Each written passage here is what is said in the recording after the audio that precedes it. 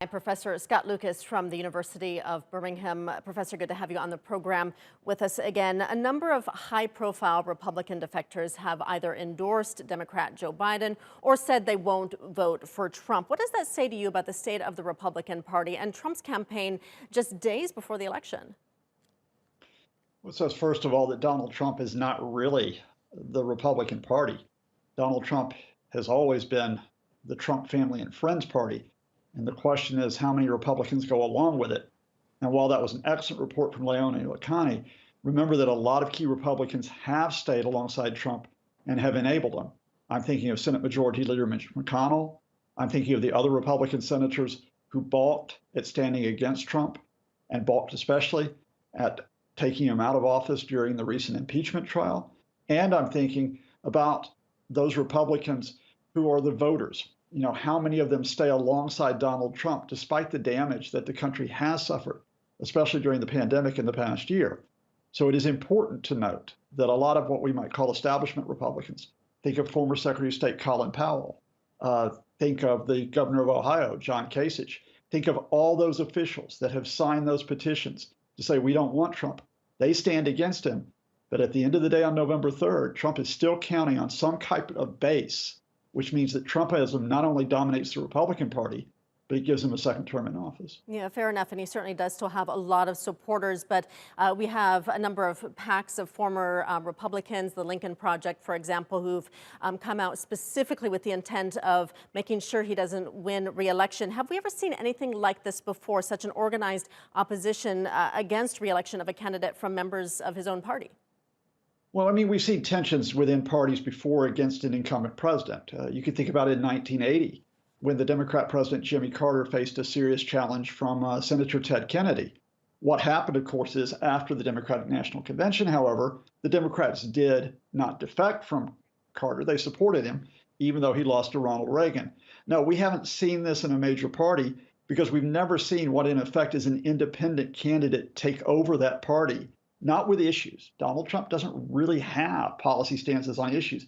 He just has slogans.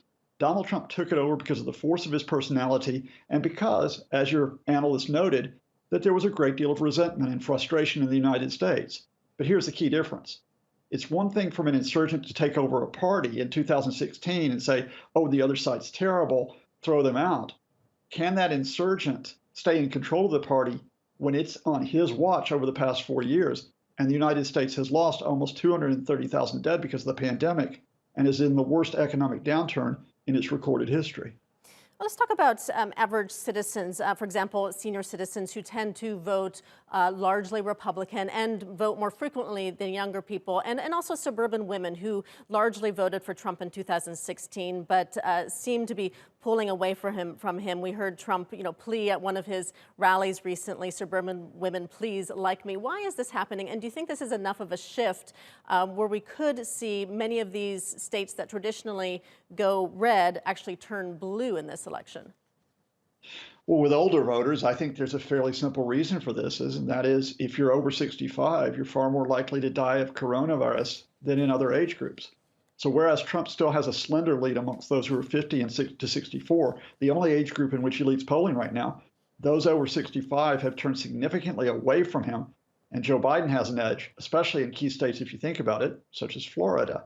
In terms of what we call suburban women voters, let's bring this out more broadly. And that is, it's not just suburban women, but it's a lot of people across the United States that are really worried about the conflict that is whipped up by Trump, whether it's over immigration, whether it's over health care, whether it's over education, whether it's over social rights.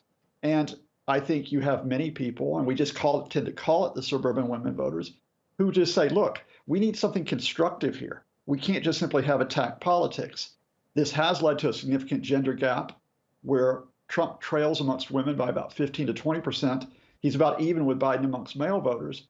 What does it mean in terms of states? It means that Donald Trump not only is going to have a challenge to win those key states that he won in 2016 to defeat Hillary Clinton, Pennsylvania, Michigan, Wisconsin, he trails Joe Biden in states that have been Republican since the 1990s in presidential votes, Arizona and possibly in Georgia. That's why, although it's not impossible for him to win this election, if it is a straight up election and not one that he tries to rig next week, He's about an 8-to-1 underdog. All right, less than a week to go. Professor Scott Lucas, thank you so much for your time.